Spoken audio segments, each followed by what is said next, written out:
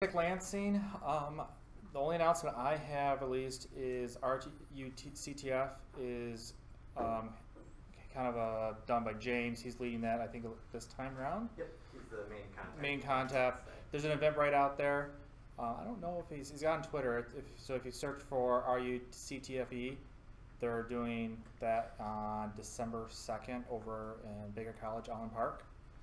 How many people are in the Slack right now? Out of curiosity. Yeah. We have a Slack channel as well, and a lot of these announcements get dumped in there. A lot of the Eventbrite stuff. So yeah, definitely jump in the Slack to get the latest and greatest. If you jump on the MiSec.us page, there is a link up there, and then one of the buttons up there in the corner will give you an invite to connect into the Slack channel. Any other things anybody in the community is aware of that's in the next month happening? Events? Yes, Sands, CTF coming up. Oh, the holiday Sands, yeah. When does that start? Sometime soon. That's is it? Another good one. Last year's was like a 8-bit video game that you walked around, and then you'd go into like different houses and start challenges. Yeah, it's pretty cool. All right. Well, we got a couple talks lined up tonight. The first one's gonna be by Brandon. It's the InfoSec Horror Story, and everyone runs as admin. And then, of course, insert spooky noise, whatever we want to do there. So I'll hand it over to Brandon. All right.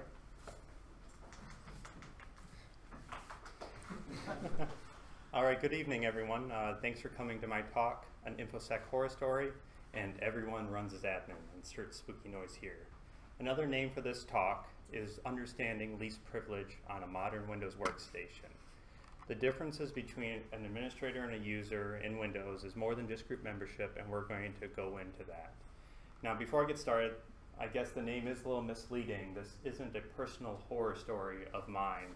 This is a talk to help you avoid this becoming your horror story.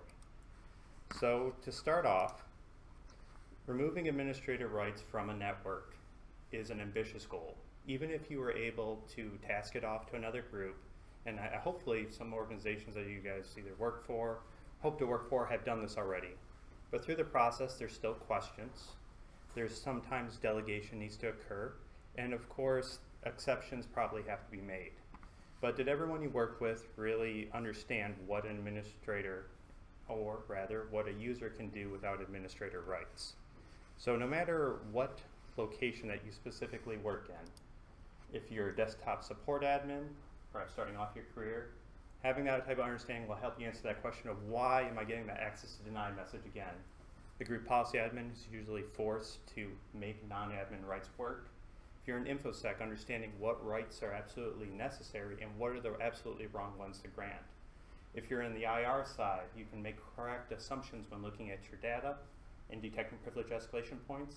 And if you're a pen tester, you'll get to laugh and think about all the great ways that your Powershell privilege escalation scripts work every single time. So what is the start of what makes an admin an admin? Microsoft sums it up with this nice little 43-word quaintest kind of introduction, but the real reason is a little bit further than just that little setup. So these are some quotes that I've heard in my information security career. Some I've even said before. Only administrators can install programs, modify registry keys, install a new device, make a process bind to a port less than 1024, and change the system time zone. The thing that all of these generalizations have in common on modern Windows, they're all myths. And as you look at this list, you might think, well, I know like one of those isn't true. We're going to come back to that at the end. And while we're taking a look at that, I will say that one of these I've said less than a month ago at work in front of other people who heard me and believed me. So we'll come back to which one actually had that happen. So since we're going to work through the Windows security model like stages of our horror movie plot, we're going to start off with the flaw of NTFS file permissions, the fear of registry permissions, the no escape of the services, the foreplay of user account control, and then we're all going to die with API calls and privileges. So I pulled this little section from my first Google search of how does a horror movie plot go together. So where do we start? Windows changes all the time. Security standards change, but we need to start somewhere. So why not start with the great Microsoft security renaissance of the 2000s, and that's Windows Vista. Now, for all of its terrible faults, actually when I pulled the picture, it came from a Telegraph article. It says in the corner that Microsoft finally kills Windows Vista after 10 years of disastrous launch. Part of the reason why it died is, of course, some of its security features, but perhaps it was a necessary death for it to happen because everything we're talking about almost was created at this point. So this is going to be the most detailed slide that we're going to look at first. Now, Microsoft might see us as creators, thinkers, professionals, and people with ample advertising IDs, but Windows doesn't care. We're just processes, threads, and an access token. So when a user logs into a system, it creates an access token. Every process executed on behalf of that user will have a copy of this token. Inside of it contains all the security identifiers, such as the user ID, and then also everything that is associated with all of their group memberships. The last section is privileges that are assigned with the account token. Then, every single time that our user, our process, our thread, tries to access an object, this is a file, registry key, or anything else we talk about, they'll be checked against an access control list, and it'll just process in order from top to bottom until it finds either a grant or a deny. And then once it finds a match, it will process that section, and then that action will be completed. So here on the left, we have our user Bob, and on the right, we have our user Ajax, who's our admin. Now, the only difference between these two tokens right now is the built-in administrators group is assigned to the administrator. The flag is currently set to deny, and we're going to come back to why that's important. So, depending on where you count in Windows, you have anywhere from 6 to 14 different NTFS permissions that go into the file. And if you've taken any type of Windows administration class, you've had to learn all of them. We're just going to focus on read and write. So users have full read and write into everything in their user profile. See users, their name. And that includes everything in the app data local. A major difference is they cannot go inside of other users' user profile. Program data and see users public, these are really shared locations where users can write with a couple of caveats. Program data, users can write to that location if they are the creator owner for it. And in see users public, they can just write anytime in that location. Now, program files was the major change that caused a lot of application compatibility issues. Users cannot write into that location by default, and administrators have full read-write. Now, going to one of our first myths that we looked at, the system root, users can not create a file in that location. They can make a folder, they can put files in that folder, and they can make folders all day. And then other users on that system can be able to read and write that location. Now, we're going to come back to privileges here at the very end, but I wanted to put one here at the bottom, SC backup privilege, also known as the user right of backup files and directories. If you grant this to any user, you've kind of bypassed this whole thing, because those people will be able to write to any place on the file system and also traverse for all the different folders. So, talking about one of our other myths, users installing applications. So this is our user Bob trying to install Google Chrome. The Chrome installer is smart enough to know that he doesn't have administrative rights and still prompts him to continue. Now, the installation will occur in the app data folder, which the user has full right access to. From there, Google Chrome will work perfectly fine. And when that user looks in his programs and features section, he will see Google Chrome is available. The administrator, on the other hand, when he logs in, he does not see Google Chrome. So it's obvious that this uninstall information has to be written somewhere, and somewhere that only the user was really able to write to and see. And this brings us over to the fear of registry permissions. Most of the time when you open the registry editor, you receive this box. So it's fair to say that a lot of people think that this can only be accessed by an admin and registry keys can only be modified by them. Well, users have near full access to the H key, CU, the HKey current user. It's really two files that are inside of their application folder. And in that little screenshot, I know it's small to see, but that's the entry for Google Chrome. Now, users cannot write to the system or the software hive, or even the section that decides what a new user or a new profile would get when they log into that computer for the first time. Administrators can read and write to all that section. Now, there is one notable exception, so I have that little asterisk up there, and that's group policy. So whenever you assign rights to a system, and you may have seen this box before, whenever I'm trying to figure out who else is logged in on my computer, I might use Task Manager. So Task Manager is disabled for our user accounts. Now, our users can actually go into the registry and see the exact spot where that policy is set, and it's set in their current user. However, they can't do anything about it. They can't delete it. And if you use a tool like sysinternal's access enum, you're limited to just the group policy objects and then system certificates. Only exception of what users cannot write inside of their own registry hive. So we've covered the major two kind of security objects that we would actually have to deal with when making applications work. And you still might get a response that, that's nice, but my app still only runs as administrator. So Microsoft has a couple of nice little troubleshooting steps that you can go through. The first three of them are really straightforward. And they start with a concept of, are you running any malware? Are you sure that you can't go find an update that'll fix your problem? And the last set will be making sure that it really does work under administrator rights. But what we might actually have to make concessions on are the access control lists. And these are some great advice steps that they put along with it. When you make access control list changes to a file system or to the registry hive, only do it based on application-specific resources. Don't modify files that are used by administrators, so don't change the permissions of the administrative tools. Avoid changes on binaries in general, exes, sys, dat files, or other executable files.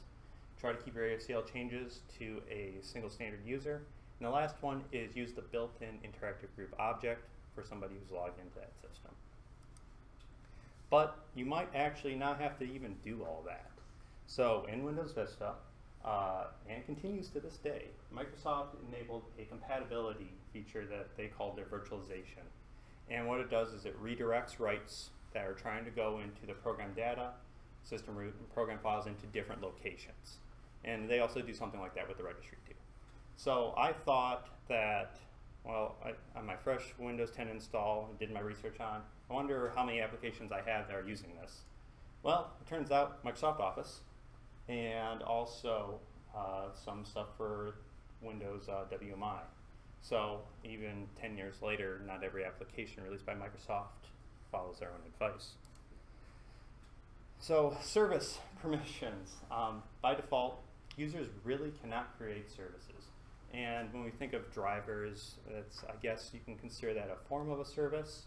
Now there is a workaround to this, which I found online on an administrator's blog, and it's a really bad idea. But I put it down there in case I wanted to take a look at it. Now there are some system services that are installed by default that users can start and stop, but it's really decided on the individual service. So you might have a need where, let's say that perhaps there's a local database that an administrator or even a developer might need to stop, maybe a web service or something of that nature. You've installed it for them, but they still need to be able to bounce that service. Well, you can grant them those rights in about 3 different ways. There's not really a great GUI way of doing it, so I'd recommend the bottom option of using group policy for that option. The harder way is using the SC command. Easier is using the sub-enacl program from the Windows Resource Toolkit, which can actually modify almost every other type of object.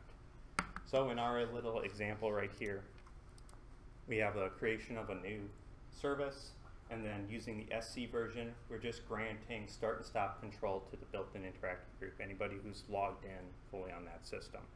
And then when that user opens the services console, the start button won't be grayed out. Again, avoid changing the ACL on the service binaries themselves, because, well, this is a great way of doing privilege escalation, especially when that service is running a system.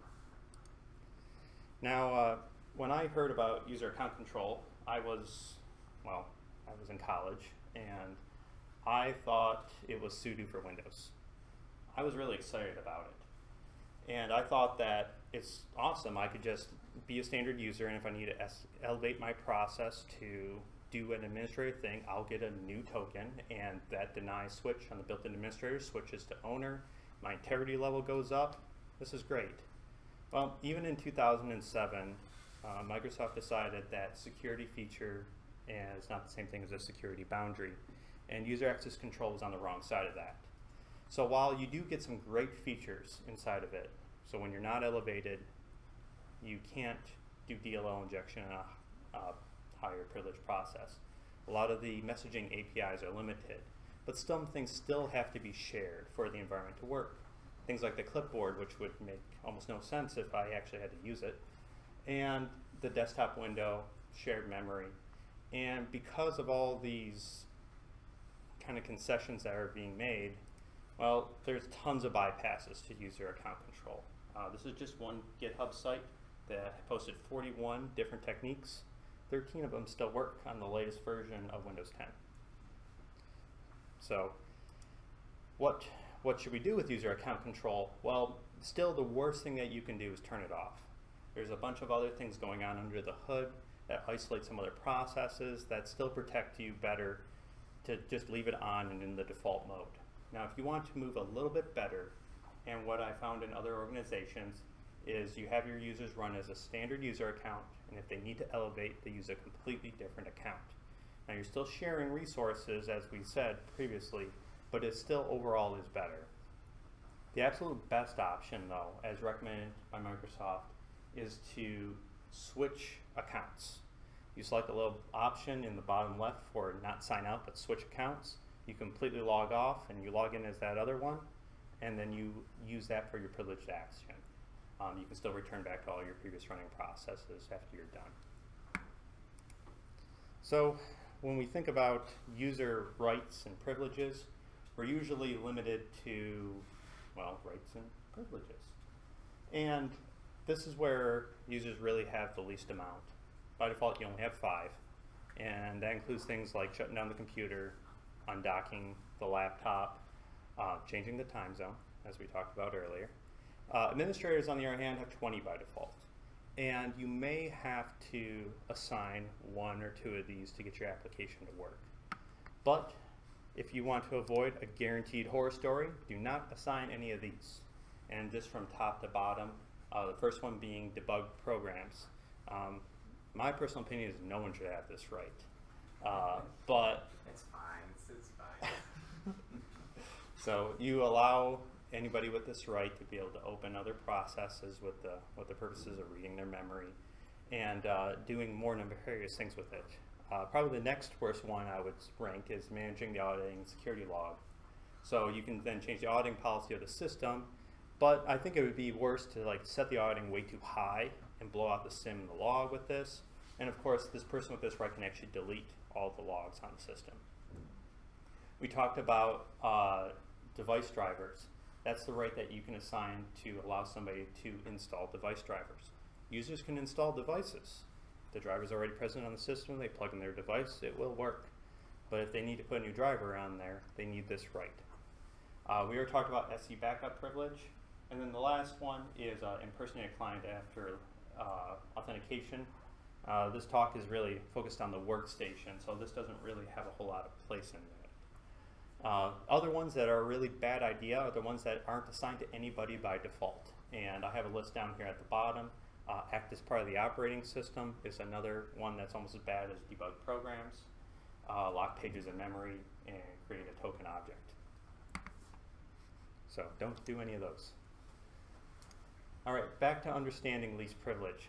So what can we do if we want to practice what we preach and try to get used to using Windows in least privilege? Well, you can start off by running as a standard user yourself, not just with user account control. Notice how your applications act differently when you're actually doing this. Notice things like Google Chrome trying to install into app data instead of in program files. You're going to find that a lot of applications actually act this way. And when you're doing this, well, maybe it'll help you if you move into IR or forensics to know that there's more than one place to look for a certain program. Use a separate account to elevate as needed. And For best protection, try the switch account system. See if that works for you into your workflow to get the best type of protection.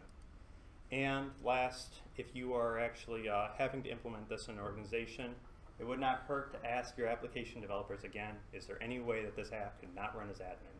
Seriously, it's been over 10 years. So we're back to the beginning now, and we've looked at the differences between users and administrators, and we have all these ones still on the list. We've replaced administrators only can to both of them, but actually we haven't covered every single one of these. And I'm hoping not to put more generalizations out there to mislead you guys further. So, really quick, PowerShell execution policy. Only administrators can change it for the entire system, but users can change it for just themselves with that little scope current user switch. And then this is the one that I said and other people heard. Users can bind to a well-known port less than 1024. Now this is not true in Linux, which is probably why I thought that way. I'm making terrible excuses for myself.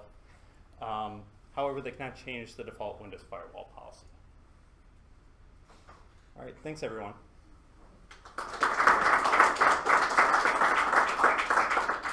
Any questions? All right, great. All right, thank you, Brandon. Tom, or I can go. ready? Yes.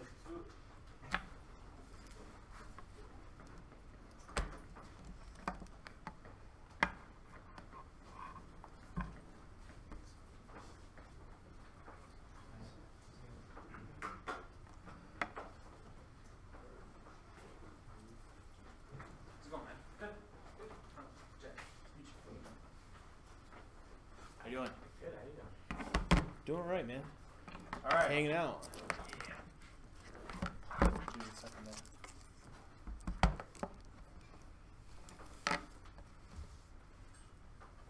All right, up next, we're going to hear from Tom on network security monitoring, an overview, or why detection is cool. You take it away when you're ready to go. All right, cool. Let me get my slides up.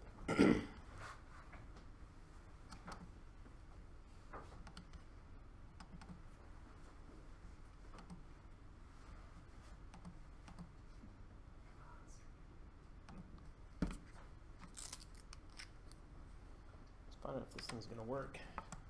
Why would I test anything before I show up? YOLO, right? I like to live on the edge of myself. Yeah. That's pretty much how I roll, man. You need an adapter? No, I might, yeah. Actually. Thought this had HDMI on it, but Wow, it's got PGA. You have over here. Yep. There you go.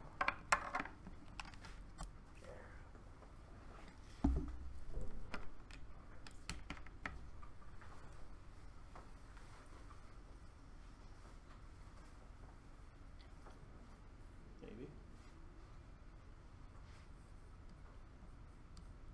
Ah, okay. Cool, I can fix that easy.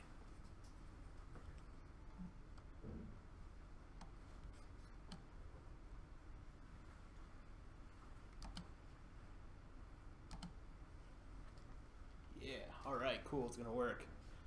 How you guys doing? Good. Hanging in there? Having a good, what day is today? Thursday? Wednesday? Yeah, days don't matter. No big deal. I don't work with days, so cool. Well, I'm gonna go ahead and talk about network security monitoring. This is just gonna be a quick overview, or why detection is cool, because this is kind of my thing that I'm into right now. I haven't rehearsed this, I haven't prepared this at all, so you're all getting it live. So have fun. We'll start with who I am. I'm Tom. How you doing? I'm Tom from Mods on Twitter, so if you've seen me saying stuff, that's me.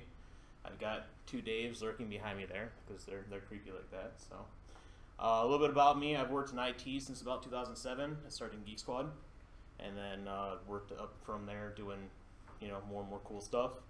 I specifically have been working in information security since about 2011. I worked for a web hosting company doing information security there. And that was a lot of fun. I learned a lot of cool stuff. Saw a lot of cool, interesting attacks and whatnot, so that was cool. I have a bunch of certs. A+, Net+, all that stuff. I was a Red Hat instructor for a while, so I have some Red Hat certs as well. The only thing that really matters, though, in this case, is the Gmod that I just actually passed on Monday. So, hey, me, that was awesome. Obligatory CISP, I have to mention that because, well, I put in a lot of work for it, so I might as well flaunt it, right? So let's go on and talk a little about what this talk is actually about, right? So you're all in kind of a special group tonight because you're actually getting kind of a beta of a talk I'm going to be doing, I think at Baker in Jackson in December. So I wanted to give it kind of a quick run here first. It'll be longer than this one. It's going to be closer to an hour, but that's the bottom point there. This is kind of a test run to see how it goes for me. So enjoy the sneak preview. I'm going to go over a high-level overview of network security monitoring, kind of what it is. I'm going to compare and contrast the old school traditional security versus what more modern security is. And then I'm going to tell a quick story about how I found some cool stuff, or bad stuff, depending on your perspective, using some of these tools. So we'll start with the primer of just what the old school is, right? Everyone has firewalls, right? Where do you put those firewalls traditionally? Just at the border. Just at the border, right? Where they belong. Keeping everyone out. Yeah? That's a traditional kind of focus for security, right?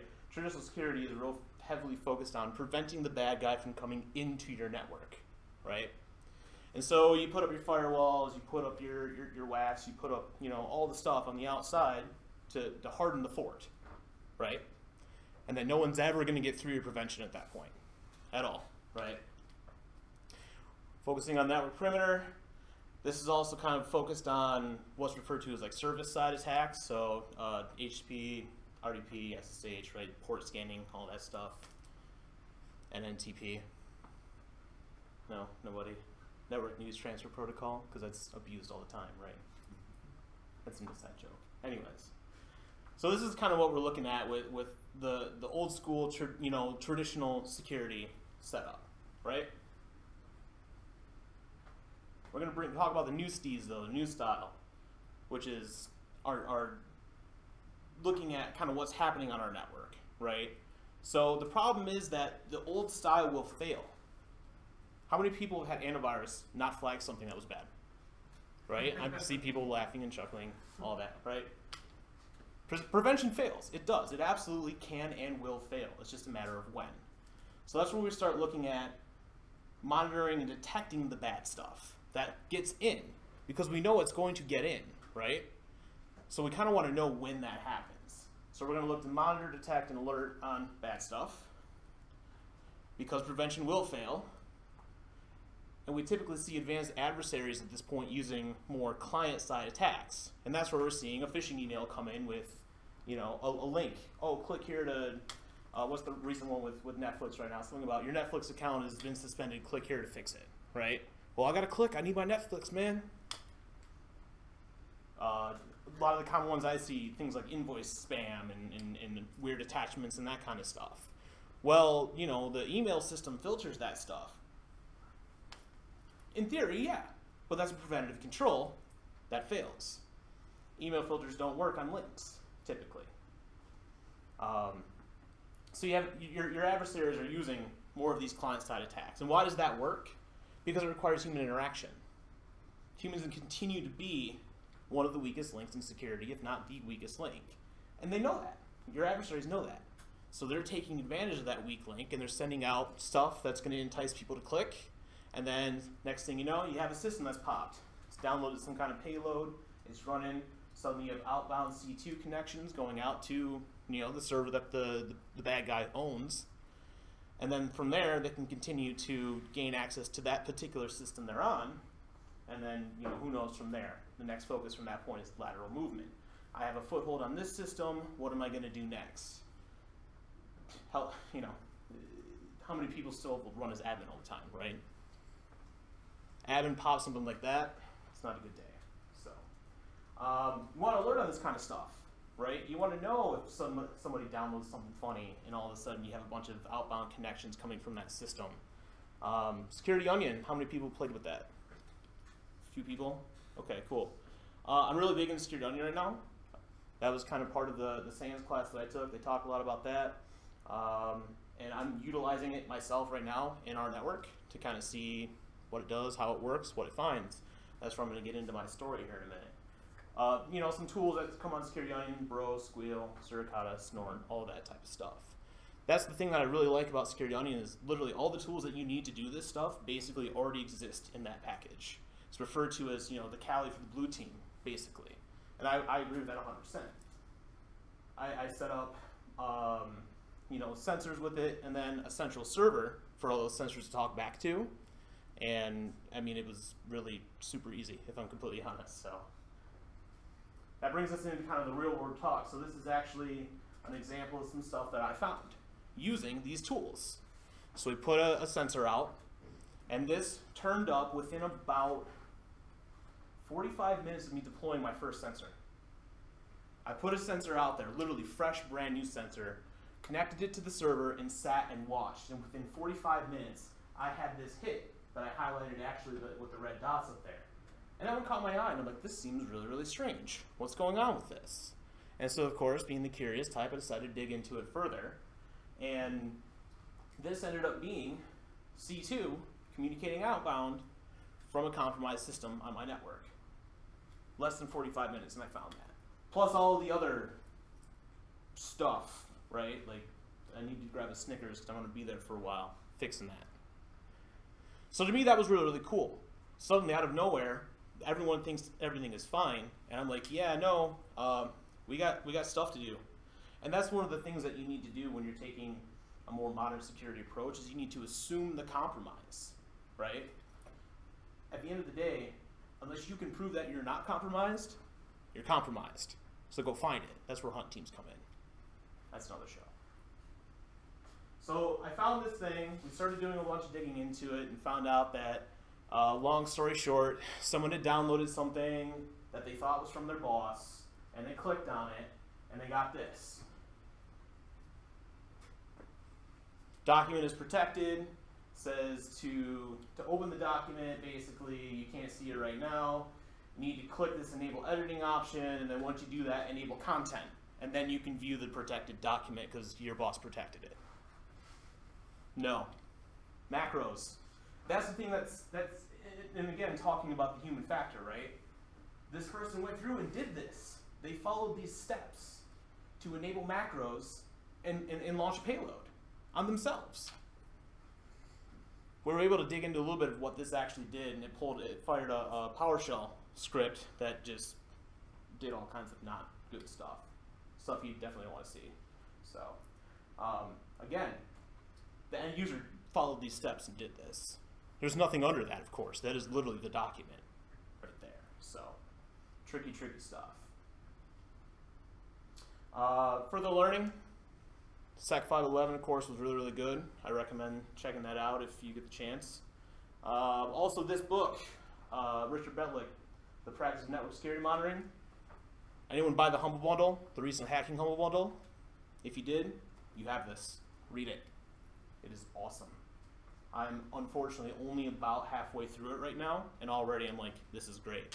And a lot of the stuff that they teach in this SANS course is either referenced or taken from that book to some level. So this is a great resource. If you didn't buy the Humble Bundle, I think it's only like $30 for this book or something.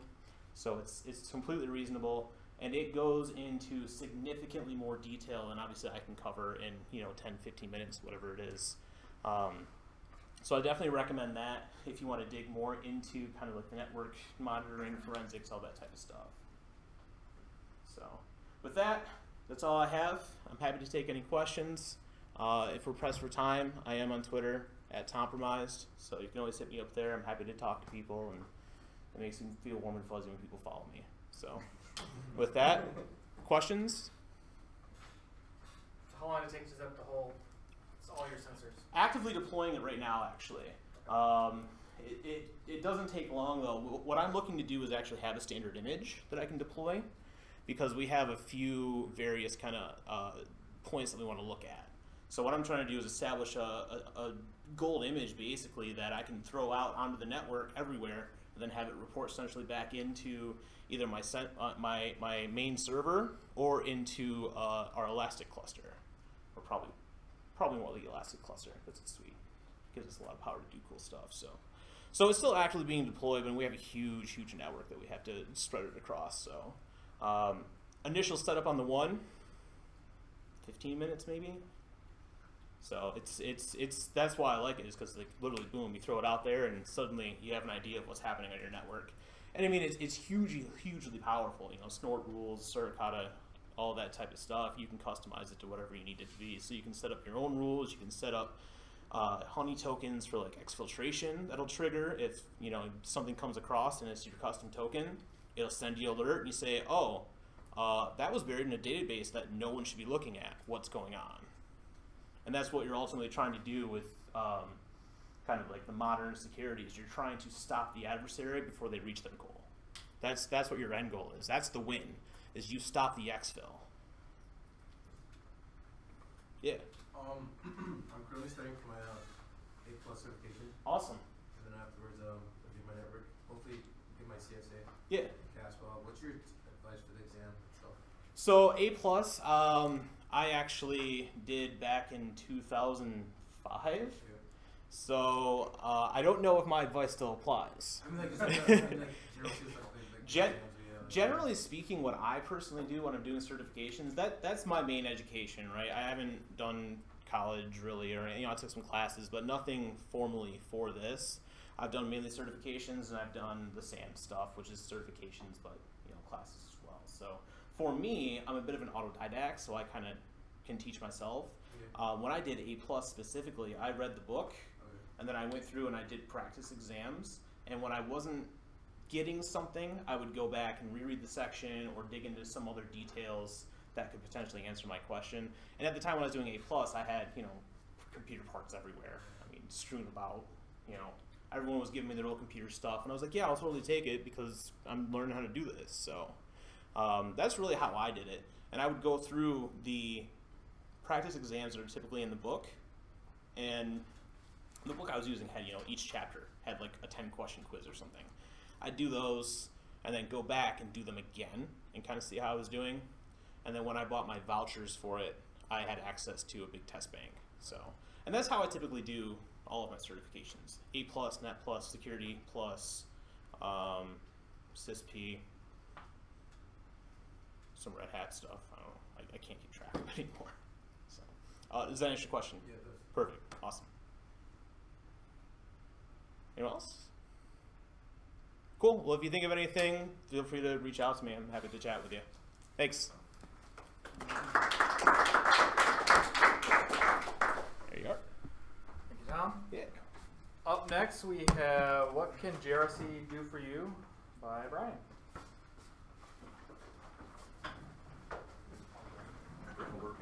Yeah. Momentarily, anyway. Right? You can't prove it. Apparently not.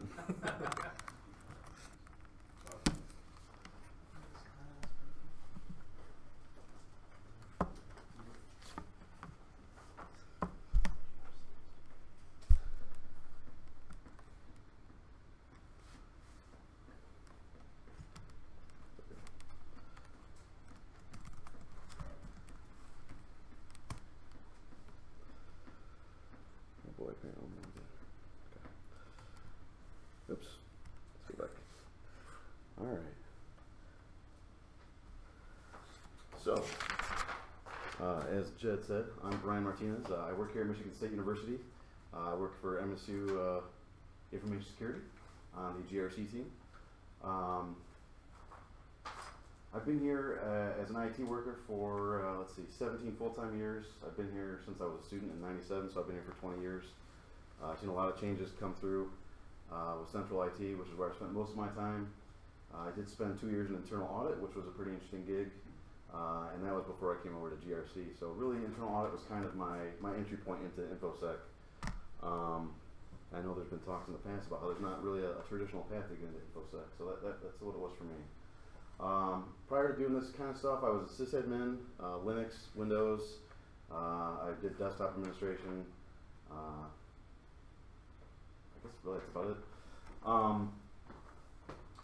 I'm hanging out in the Slack channel recently, and I'm talking with a guy by the name of Sludge on there. Don't know what his real name is, but unimportant. he seems to really kind of understand what GRC is going for, and he'll always have lots of questions for me. And some kind of folks, you know, other folks, they just sit there and watch. Sometimes they interject with a question. And it led me to ask, do you guys know what GRC even is, or what it does, or do you guys even have a GRC team on your InfoSec program? Most people said no.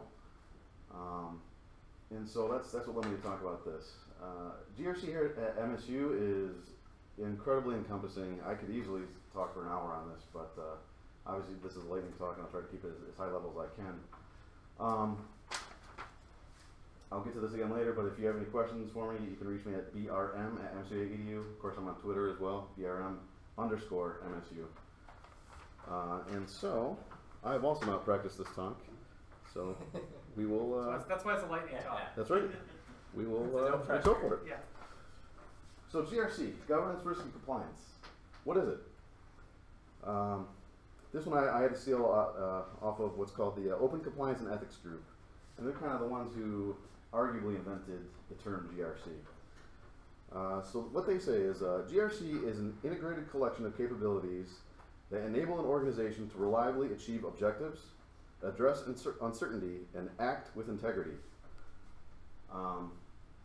And so I grabbed a little diagram there that shows GRC. Really, each pillar here informs the other, and I think, honestly, this little graphic probably should have arrows pointing in both directions. It's not a circle. I mean, it can go back either way. And that's what I wanted to say about that. But what exactly is governance, risk, and compliance? To kind of talk about that, I want to talk about the types of folks that I work with on our team. And our backgrounds include everything from governance and strategy, risk management, audit, of course, HR, legal, and really just general IT, right? So you can be a GRC employee. Your background could be system administration, it could be application programming, it could be even just help desk stuff. Really anything that kind of helps you gather the lay of the land of where you're going to focus your efforts. And like I said, for me, my background is largely system administration and that small bit of audit. Let's see here. So here at MSU, and I can only speak to my experience here, so I don't know how other companies do, but here at MSU, GRC is the entry point for all things InfoSec. So our InfoSec team is comprised of course, GRC. We have incident response and threat detection. We have a cybersecurity team, and they handle firewall administration and monitoring, as well as managing our. I'm sorry. You're fine. Okay. As well as managing our antivirus efforts. Gosh, I'm trying to think. They do a bunch of things too. We also have an application security team. They manage our WAF. They deal with secure code analysis, static and dynamic code analysis. They do web application vulnerability scanning. And our IR team also does vulnerability management. But like I said, we serve as the entry point for all things InfoSec, minus incident response, which of course is by design. The less we know, the better. That way we don't wind up on the stand in court. Let those guys deal with that. So that being said, let me see what I want to get to next here.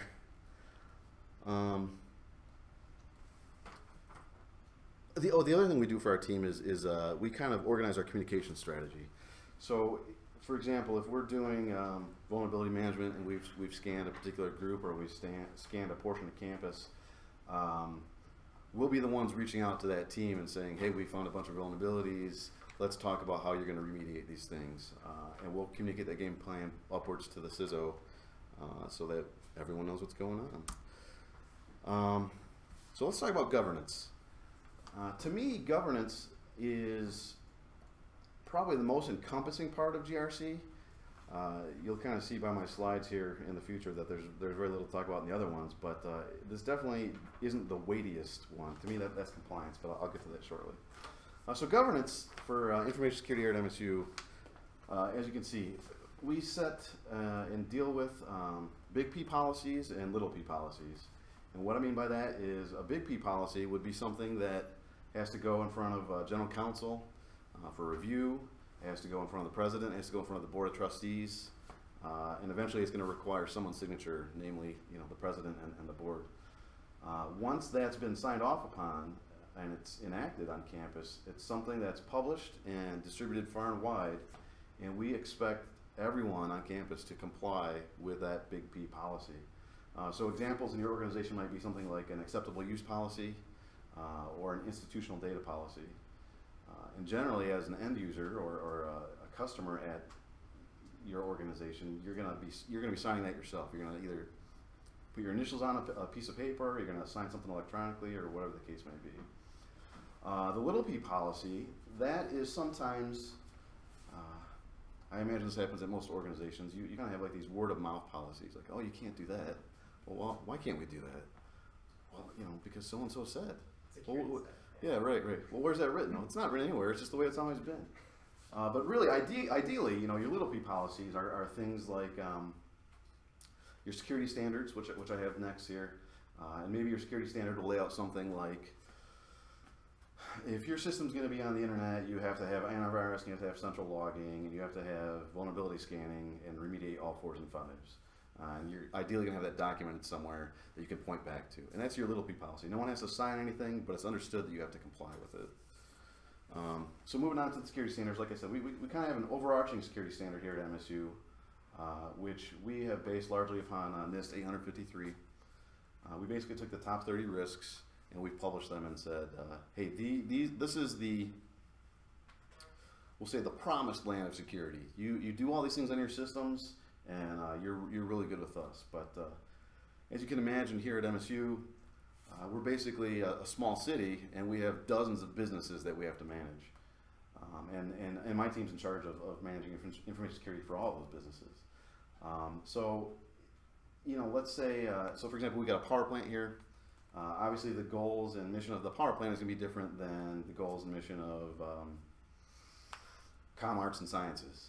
And so we can't expect everyone to do all things because their systems just don't always focus on those types of things. So that, like I said, that's really like the promised land of security standards, these overarching ones. So instead, ideally, people are meeting what we call a baseline security standard. And these are a series of controls we've defined as a minimum set of controls that your system's not getting on the internet unless you meet these. And part of governance, risk and compliance, and I'll get to this in the compliance part, is we need to validate that people are actually doing the things that they say they're doing, right? This is kind of an auditor mentality, right? Trust but verify. Like I said, we have a baseline security standard here, and this isn't it, but as an example, again, you got to be doing antivirus, you got to be doing logging, you got to be doing vulnerability management. Your dev and QA systems shouldn't be on the internet at all. If they need to be for testing, we're going to have to document an exception, we're going to have to get approval from the CISO and those types of things. And also, somewhat similar to the baseline security standards are the website security standards. Those would be similar things, right? So if your site is custom written by your department and you're handling confidential data, well, you're going to have to go through and have your code base scanned by our dynamic code analysis or our static code analysis, and we're going to give you the results of that, and you're going to have to go through and remediate all those vulnerabilities that are critical. Additionally, our team is in charge of security awareness training. So we provide a website that you can log into, and you can get a basic security awareness course. If you're doing something a little more specific, like PCI or credit card data, there's another course that you would go through. Or if you're even doing something like, healthcare data, there's yet another course that you would go through there. That's something we can go on site and talk about as well. But that is another asset that we manage. Data classification. So this is where we go in and examine data that you've told us is confidential or not, and we kind of make that final determination based on what we've described in our institutional data policy. So for example, I think obviously SSNs, credit card data, that would be considered confidential. We don't want just anyone seeing that data. GRC here at MSU, we're inserting ourselves in front of a lot of onboarding processes. So for example, if you want to stand up a new server in our data center, again, you're going to have to go through and verify that you are meeting our baseline security controls. If you want to spin up a new VM, same thing. If you have an existing site and you want to, you're seeing that you need to kind of mirror the site or put it behind a load balancer, another thing, right? You want to go behind the F5? Guess what? We're going to have to verify that you're doing all the things that we expect you to do. Also here at MSU we have a project management office, and something that we do is called a stage gate review. So a project is going to have phases, and along every phase there's going to be a sign-off that's called the stage gate. You don't go through the gate until you get that sign-off. There's a number of teams in Central IT that are concerned about types of data or processes, and they're going to have to sign off on it. And again, being InfoSec and GRC, of course, our concerns are the risks that I've talked about. Are you meeting the baseline security controls? Have you done a risk assessment? And if you haven't, we're not going to sign off on that stage gate, which means we're probably going to stall out your project, much to everyone's dismay. And that's why security always gets a bad name. That's not the only reason why, of course. But so moving on to risk, I want to talk about our processes here. I don't spell them out, but basically, if you want to purchase a product here, what's going to happen is you're going to go through our central purchasing department, and you're going to say, hey, I want this piece of software. Well, we're going to send a questionnaire to the vendor that basically is a screener, and it says, what kind of data are you going to be handling? What are you in the cloud? Do you manage your stuff? Do we manage your stuff? And based on their answers, we're going to determine if they need to answer even more questions. And that's most places they just call it a third-party vendor risk assessment. Here we call it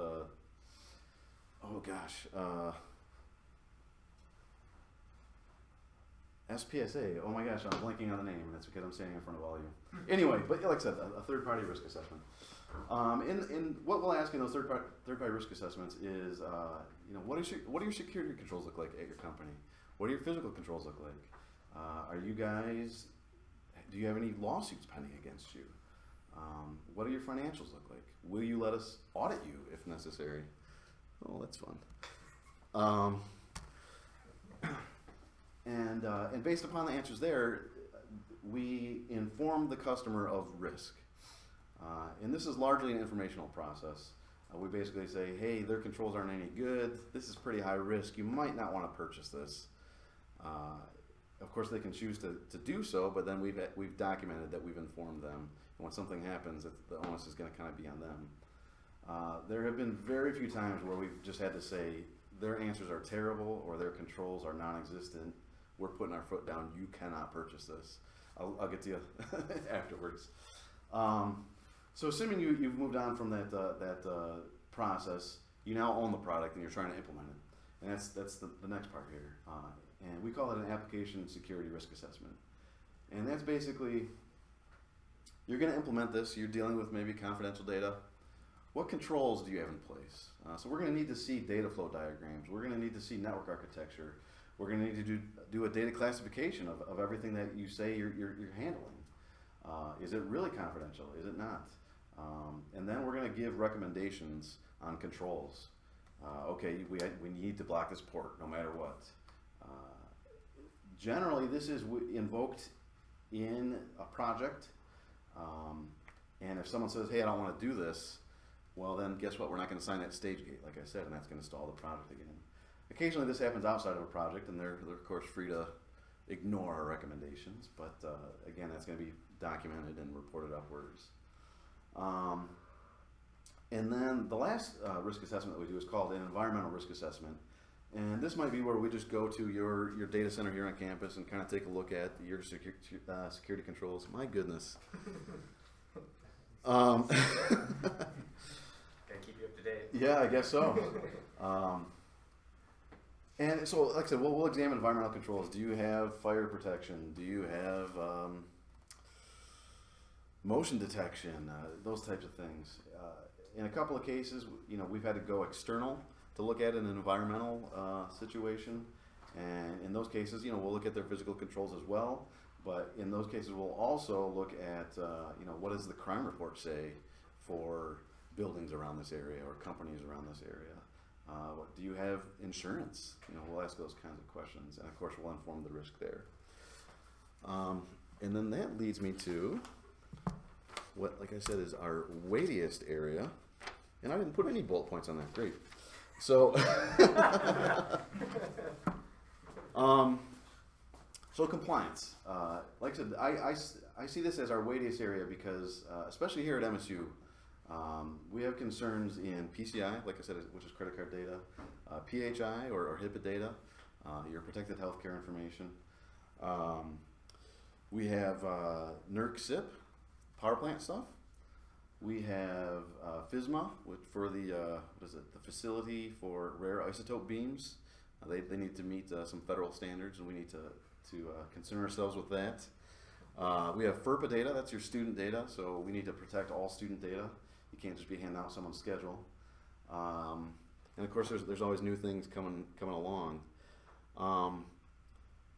So the reason why I say it's the weightiest is because, as you can see, like, so we deal with a lot of very sensitive stuff here, and if that gets exposed, well, guess what? We're gonna have to pay millions of dollars, or maybe tens of millions of dollars, for a breach of compliance. So it's very important that we stay on top of our compliance. Additionally, like I said, we have our own security standards. We need to validate that, and we use some tools to kind of keep track of systems, of which we have thousands listed. And it's an endless job. It's occasionally a thankful job. Someone will say, like, hey, we really appreciate the work you're doing. But like I said, we kind of interject ourselves into some situations, and a lot of people are like, come on, let me just do the thing I want to do. So to summarize, and I didn't explicitly state these, so I'm going to kind of read this from the list here. But what can GRC do for you and your team? Basically, in all of the things that we cover, we can help you reduce costs and duplication of services, which is hugely important here at MSU. There's definitely duplicative, is that how you want to say that? How I say it? Duplicate services around campus. Many departments run their own email servers and things like that. We're able to say, hey, does this make sense when there's a central server here and we're covering the cost of licensing and all that? Let's see. We can assess impact on operations, and we can work with our customers to try to alleviate the impact of whatever recommendations we tell them that they should put in place. We can help you achieve greater information quality, which will in turn give your company a greater ability to gather new information quickly and efficiently. And GRC can also help you achieve greater ability to repeat processes in a consistent manner. And ideally, all of this together will impact your culture positively and affect change in the right direction for your company. And with that said, I want to say thank you. And I'll take any questions. Come up with my time here. So, yeah. Alright, so after you do the risk assessment, right? Yeah. Do you provide alternatives to the individual who's trying to buy that software? Like, is there a conflict of interest for you guys? Sure. I would say typically we will not provide specific alternatives. That's kind of going to be on you as a customer of ours, and that's just because we see so many of these things. We don't have time to research. Oh, well, here's another product. You know, if it's someone of a higher stature, we'll say, and they're angry about it, we might kind of look into an alternative for them. But otherwise, we're just going to say this is too risky. Try to find something else. And usually the turnaround's pretty quick. Someone will be like, okay, here's this other thing. Tell me what you think about this. So that's a good question. Yeah. How much of a problem would you say you guys deal with shadow IT? Someone wanting to get around this, get up and on AWS, pick up in car, Sure. start their own Slack channel, and then start throwing over accounts. So I don't know if my boss is going to be watching this or not, but I will tell you, back when I was a sysadmin, I had a shadow IT system, which was Slack, and we actually ended up turning it off because it had never gone through a risk assessment. So it definitely exists, especially in a campus of this size, and it's basically, we deal with it as we learn about it. No one's ever really going to come forward and be like, hey, I'm running the system, is this cool? Because it's usually business as usual, and most of the time they don't even know better, right? They don't know that they should come talk to us or whatever the case may be. But yeah, it definitely exists. Yeah, we try to head that off with the risk assessments, new technologies, everything. So I should mention we kind of partnered with General Counsel and the purchasing department here to come up with that process. So everything that's purchased here, technology-wise at least, we're going to be notified of it, and then we make a determination: do we need to dig into this further? So, of course, people are free to, if they already have an existing server, they can probably set up I don't know, an IRC server, and we wouldn't necessarily know about it. But maybe our folks monitoring the network might pick it up, and then we'd have to go talk to that department or whatever. But yeah. Security Onion. Right, Security Onion, yeah. I'll find it. Yeah. Any other questions? Yeah. So how big is your compliance department? Because I know how much pain like NERC can be. And Yeah, right. That on top of just more that's Right. people. So our GRC team is our largest team out of InfoSec, also by design. Like I said, because we're the entry point. We do have, let me see, our team is composed of 9 people right now. 8 people, 9 people. We do have 3 PCI ISAs. A number of us, pretty much all of us have our CISP, which yeah, I gotta give props to that. That was, wow. I went through the boot camp, and that was a week of craziness. Lots of emotions. But yeah, I mean, we all kind of touch compliance in some capacity. NERC SIP, we actually ended up, one of our guys on our cybersecurity team came from the power plant, and he's kind of our NERC SIP guy right now, even though he's not GRC. So yeah, it's all, we're growing. But yeah, like I said, 8 or 9 of us. I'm not gonna sit here and name everybody, but yeah. So, yeah. What's up? How do you handle security awareness? I know you're saying that falls under your team. Yeah. So our effort largely is online based. Yeah. So we went through a company. I won't name names because we're not supposed to do that, right? Sure. Try to keep it vendor neutral. Although I did let one slip earlier. Sorry about that. But yeah, so we go through a third party. They gave us some modules. We put them up online, and right now it's not a hard requirement for anybody. Maybe certain departments, like, so if you're handling credit card data, you have to go through the PCI training no matter what, and we have proof of that, right? Yeah. There is a HIPAA module that was involved there, but the folks over in healthcare actually use a different training module through a different company. But yeah, it's interesting. Anything else? Yeah. One of the big things I know in compliance right now is GDPR. Are you guys Sure. looking into that? Yes, we're starting to. So far it's just grumblings for us, but that's definitely on our radar. So I can't really talk too much about what we're going to be doing or how we're going to approach things, but it's on our plate for sure. Yeah. You said you require app owners to provide like data flow diagrams and like infrastructure diagrams. Like, Yeah. Do you often feel like maybe application owners, do they like usually not really know how their application works, or do they come to the table and say, yeah, we know exactly where this That is a fantastic question. Yeah.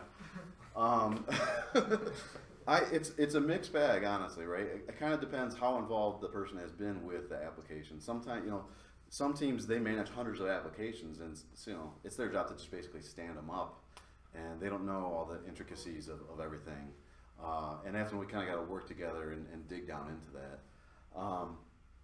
But other folks, they're like, yeah, here's what I got because we mapped this out a long time ago. And then we still have to go through it all to verify, like, did we really account for everything here? So it's not, like I said, it's a trust but verify thing, right? So you give me something that looks great. I assume this is how it works, but we've got questions. So Okay. does that answer your question? Yeah. Okay. So do you often do you run into an issue of like projects just moving forward regardless of having your sign off or not, like through the stage gates? That's yes and no. It kind of depends on. So our project management office has, I think, I'd say at least a dozen PMs, and our stage gate process is relatively new within the last year and a half. We didn't always have these stage gates, so I'd say some of them aren't always hip to stage gates, and they'll just keep going forward, which is okay. I mean, then we just got to backtrack and figure out that we've covered all of our bases. But it's never gonna finally, like, they're not gonna get to that production stage gate without that review happening, right? So nothing's gonna go live without someone looking. They might go through all the stage gates and get to that point, and that's when, you know, the top dogs in the organization are gonna be like, wait a second, no one signed any of these stage gates.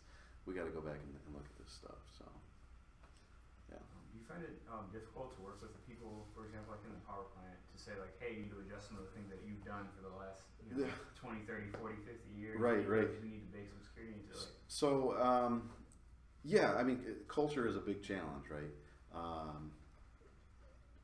There's definitely, yeah, people don't like change, right? Like you're saying, you've been doing something that way for 30 years. Why do I gotta now put in a second factor to log in, right? No way. But you know, you really just need to have a conversation with them to make them understand, hey, this is how we have to do things now. It's a simple change in your process. It's going to be a pain at first, but it's going to become routine, and you'll be thankful later, right? There's a lot of folks on campus who maybe initially put up a wall or you know, maybe throw some weight around because they don't want to do something or they don't like the way something works now. But once they have come to appreciate the value of what you're doing as InfoSec, right? They're like, oh, this is great. Like, why weren't we doing this before, right? It's